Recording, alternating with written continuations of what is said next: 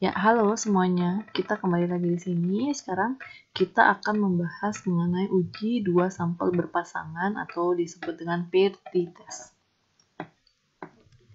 Ya, uji dua sampel berpasangan ini yaitu terdapat dua sampel yang akan kita uji atau kita bandingkan satu dengan yang lainnya.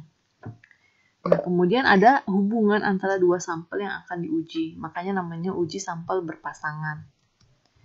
Tujuannya adalah untuk mengetahui apakah ada perbedaan rata-rata atau mean dengan melihat rata-rata pada masing-masing sampelnya. Nah, uji dua sampel berpasangan ini bisa berasal dari satu populasi yang sama. Maksudnya adalah sampel yang diuji adalah sampel yang sama, tapi yang dibedakan adalah waktunya saja. Ya, misalnya yaitu nilai siswa sebelum diberi metode pembelajaran tertentu dan sesudah metode tersebut. Jadi, sebelum diberi metode pembelajaran tertentu, nilai siswa ini diukur dan dicatat, kemudian diberikan metode pembelajaran tertentu. Nah, setelah diberi metode tersebut, nilai siswa ini dicatat juga. Nah, nilai sebelum dan sesudah ini kemudian akan dibandingkan apakah terjadi peningkatan atau tidak terjadi peningkatan. Kemudian bisa juga berasal dari dua populasi yang berbeda. Ya, misalnya ini perbandingan penghasilan suami dan istri. Jadinya ada populasi suami dan ada populasi istri. Kemudian diambil sampel yang berpasangan suaminya dengan istrinya tersebut masing-masing ya. Jadi tidak dicampur, itu namanya berpasangan. Nah, contoh kasus. Kita ambil di sini kasusnya berasal dari satu populasi yang sama ya. Suatu kegiatan penelitian eksperimental telah berhasil menemukan metode ABG sebagai metode baru untuk mengajarkan mata kuliah statistika. Dalam rangka uji coba terhadap efektivitas atau keampuhan metode baru tersebut, dilaksanakan penelitian lanjutan dengan mengajukan hipotesis nol yang mengatakan tidak terdapat perbedaan yang signifikan nilai statistika antara sebelum dan sesudah diterapkannya metode ABG sebagai metode mengajar mahasiswa jurusan akuntansi di PNB. Dalam rangka pengujian ini, diambil sampel sebanyak 20 mahasiswa. Gunakan taraf kepercayaan 95% untuk menguji pernyataan atau hipotesis tersebut. Nah, ini adalah datanya. Jadi ini adalah nama mahasiswanya ya, dari ya kita misalkan aja A, B, C dan seterusnya sampai dengan T. Jadi ini sebenarnya nyambung ya, datanya ada 20. Cuma karena untuk menampilkannya saja kita pisah menjadi di kiri dan kanan. Tapi kalau kalian input itu semuanya ke bawah sampai 20. Nah, ini nilai statistikanya sebelum. Jadi nilai statistika si A ini sebelumnya 78, sesudahnya 75. Jadi ini namanya berpasangan. Jadi kalau punyanya A ya dibandingkan dan disandingkan dengan punyanya si A. Ya, nggak boleh dicampur-campur. Misalnya punyanya si A disandingkan dengan punyanya si B. Ya kan nggak nyambung ya. Gitu. Jadi ini namanya data berpasangan tapi dari satu populasi yang sama. Sampelnya tetap sama, tetap si A, si mahasiswa 20 mahasiswa ini ya. Jadi kemudian yang kedua adalah mahasiswa B, nilainya sebelum adalah 60, nilai sesudahnya 68, ada peningkatan. C sebelumnya 55, sesudahnya 59. Begitu seterusnya sampai dengan mahasiswa bernama T, sebelumnya 69, sesudahnya 86. Nah, ini kan kita punya sampel, hanya sampel yaitu sebanyak 20 mahasiswa. Nah, kita ingin mengetahui untuk populasinya. Jadi, kita harus melakukan uji hipotesis. Nah, langkah-langkahnya, pertama kita harus susun hipotesis yang akan diuji. Jadi, kalau sekarang kita punya dua sampel, maka kita punya dua mu ya. Kita sebut mu1 dan mu2. Jadi H0 kita adalah dalam kurung mu1 kurang mu2 sama dengan 0. Atau ini kalau kita pindah ruaskan ya sama aja dengan mu1 sama dengan mu2, ya kan? H1-nya karena kebalikan sama dengan ya tidak sama dengan. Ya, jadi mu1 kurang mu2 tidak sama 0 atau mu1 tidak sama dengan mu2. H0-nya ini berarti tidak ada perbedaan yang signifikan antara hasil belajar mahasiswa sebelum dan sesudah metode tersebut. Ya, karena sama kan berarti tidak ada perbedaan ya.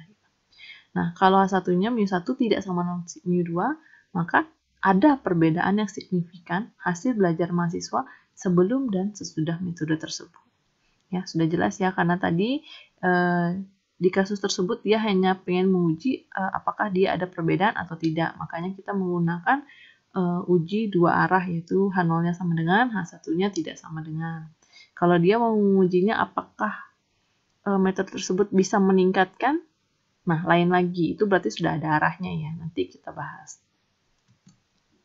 Nah, yang kedua adalah menentukan nilai alfa. Di soal tadi dia hanya menuliskan gunakan tingkat kepercayaan 95%. Nah, tingkat kepercayaan dengan alfa ini berbanding terbalik ya. Jadi, kalau tingkat kepercayaannya 95% berarti resiko salahnya dia atau tidak percayanya dia adalah 5%. Jadi, alfanya 5% atau 0,05. Nah, kemudian kita tentukan statistik uji.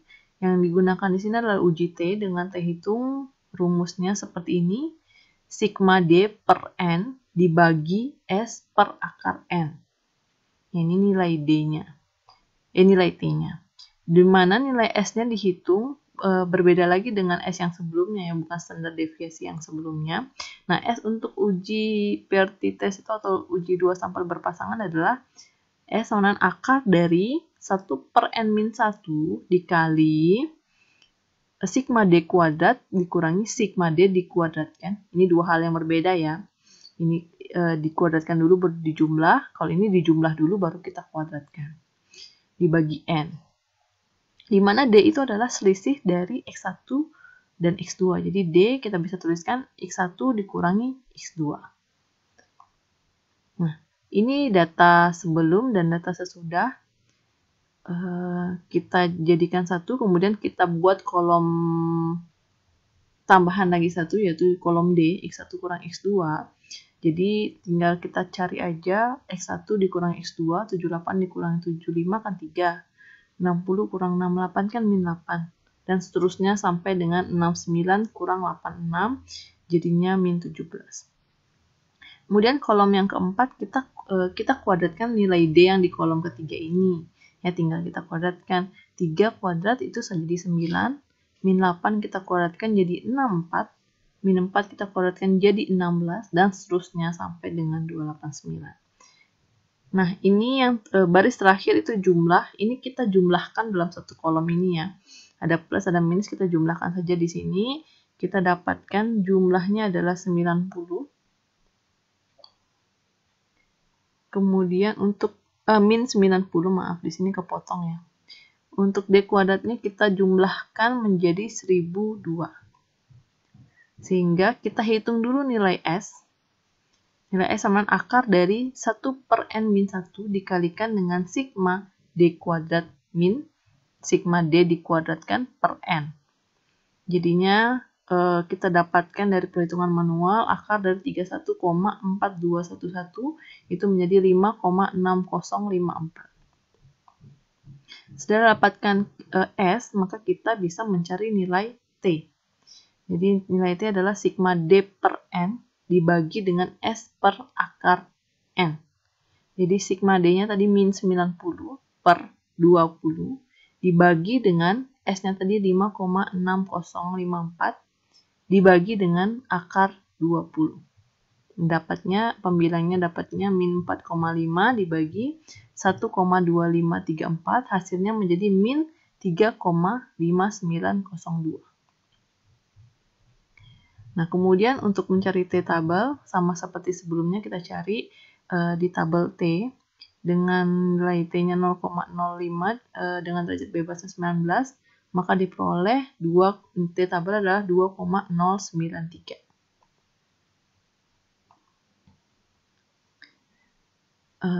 Yang angka kelima adalah tentukan nilai aturan penolakan H0.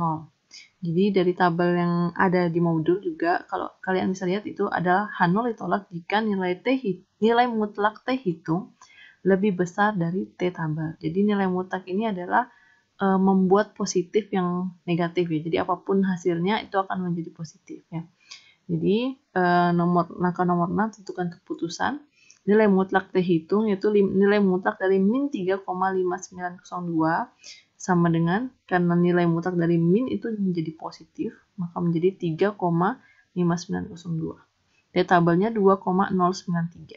Sehingga nilai mutlak T hitung ini kan 3,59 sekian-sekian ini lebih besar dari 2, sekian-sekian. Ya kan? Benar kan? Jadi pernyataan ini benar, maka H0 ditolak. Sehingga kalau H0 ditolak, maka yang diterima adalah H1. H1-nya apa? Tadi kembali lagi kalau kalian lupa, lihat lagi di hipotesisnya. H1 itu artinya ada perbedaan nilai statistika yang signifikan pada mahasiswa jurusan akuntansi PNB sebelum dan sesudah metode pembelajaran tersebut diterapkan. Jadi ini kesimpulannya, yang diterima adalah H1 yang dimana metode pembelajaran tersebut bisa membuat perbedaan nilai yang signifikan.